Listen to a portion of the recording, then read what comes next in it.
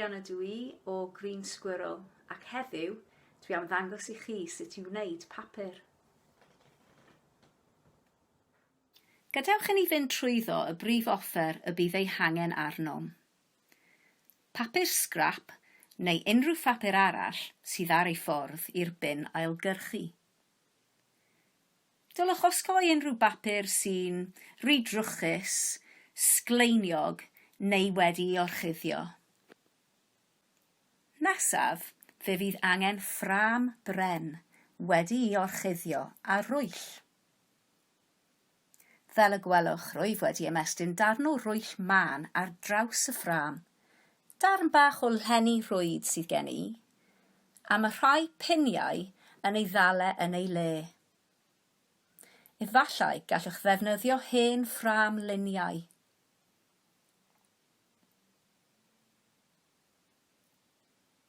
Nesaf, fydd angen clytiau i amsugno'r dŵr o'r papur.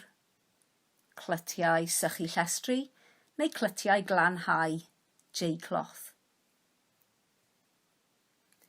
Yna, fydd angen twb sy'n gallu dal dŵr. Twb fydd yn ffitio maint y ffrâm. Gallwch ddewis ychwanegu pethau i addurno'r papur. Dyma enghreifftiau o beth dwi wedi casglu o'r ardd. Hadau pabi, blodau a phetalau sych. Y cam cyntaf yw rhwygo'r papur mewn i ddarnau bach a'i socian mewn dŵr. Rwy'n defnyddio cymysgedd o wahanol bapurau.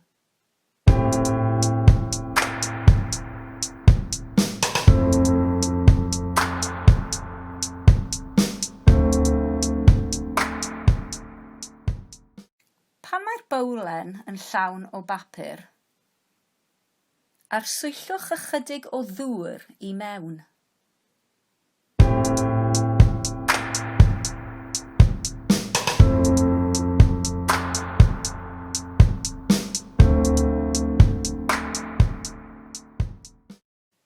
Mae'r papur wedi bod yn socian yn y dŵr am ychydig o amser, ac ar ôl tua awr, fe welwch fod y papur yn fwy feddal. Felly beth sydd angen i ni ei wneud nawr yw cymryd hyn a'i gyfuno. Rydw i'n mynd i roi ychydig ohono yn y cymysgydd gyda rhywfaint o'r dŵr ac yna creu mwydio'n papur.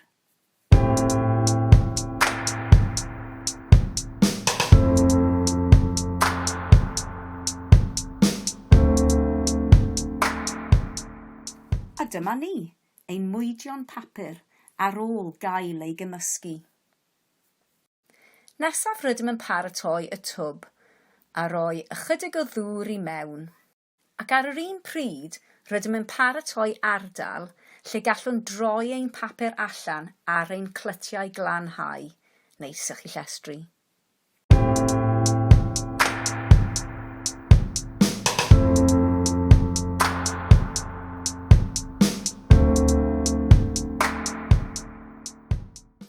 Y cam nesaf yw i ychwanegu peth o ein mwydio'n papur. Mae'r swm rydych chi'n mynd i'w ychwanegu yn dibynnu ar faint eich twb a faint o ddŵr sydd gennych chi ynddo. Rydw i'n rhoi 2 lon llaw a'i ledaenu allan yn y dŵr, fel hyn.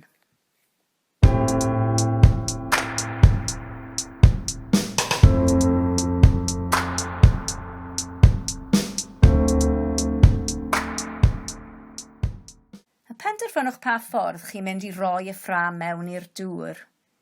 Mae'n haws cael y papur oddi ar y ffrâm pan fydd y rhwyll ar ben wrth roi y ffrâm yn y dŵr. Rhowch eich llaw i fewn a trowch y cymysgedd unwaith eto fel bod yn gwasgaru o gwmpas y twb. Rowch y ffrâm o dan y dŵr. A'i symud ychydig bach. Codwch yn araf bach ac fel y gwelwch, rwyf wedi dal swm gweddus o fwydio'n papur ar ben y rhwyll.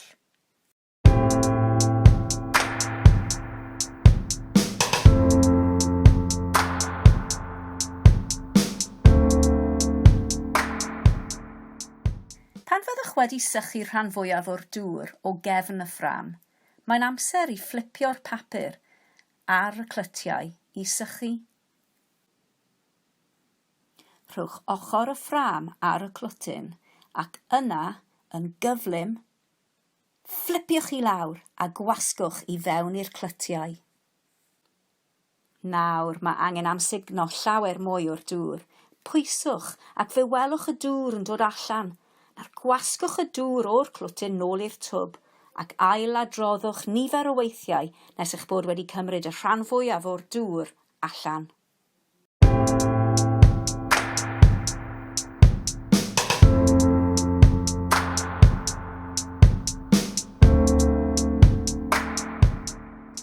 Sychwch am y tro olaf ac yna, gyda cefn cyllell menyn, ddim yr ochr miniog, pwyswch i lawr ar hyd yr ymylon i geisio ryddhau y papur o'r rhwyll.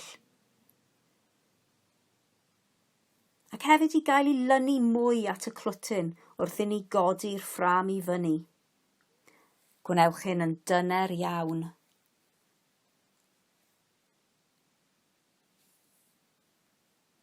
Yn rhwy'n argymell gwneud hyn wrth godi un o'r ochrau byr y ffram.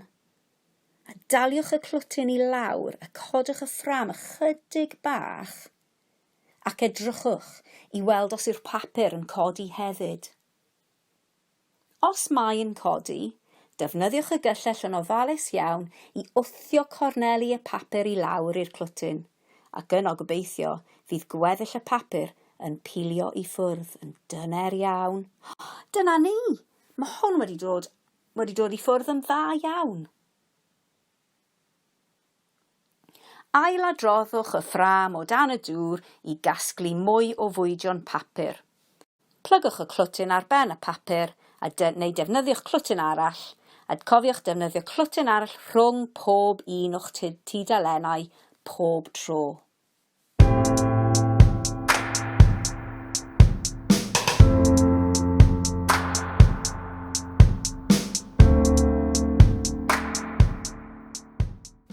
Ar gyfer yr un hon, rydw i'n mynd i ychwanegu hadau pabi.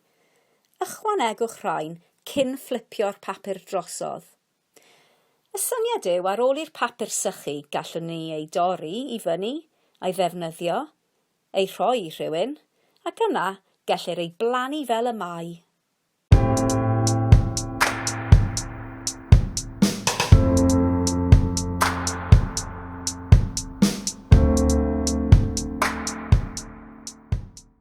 Ar gyfer yr un olaf, ychwanegaf petalau blodau i wneud iddo edrych yn bert iawn.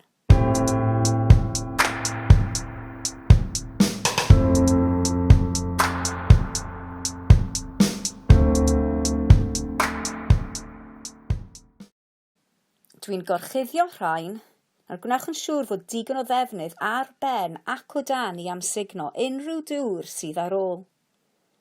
Gallwch roi rhywbeth trwm ar ben a'i gadael nhw dros nos o leiaf i sychu. Yn ddelfrydol yn rhywle cynnes. Neu yn yr haf, gallwch adael fel hyn. Rydyn ni'n mynd i edrych yn ôl ar ein papur i weld sut mae wedi sychu dros nos. Mae'n dechrau sychu. Dal i fod ychydig yn llaeth. Mae'r cornel yma wedi sychu. Gallaf pilio oddi ar y clwtyn. Gallwn weld yr hadau pabi fan hyn. Ond ar y pwynt hwn, byddwn ni yn cymryd y papur a'r clwtyn i hongia nhw i fyny rhywle tu fewn, i nhw orffen y broses sychu.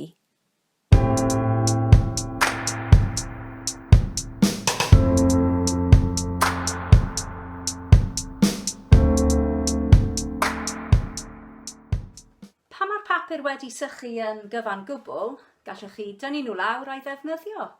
Gallwch creu cardiau neu waith celf.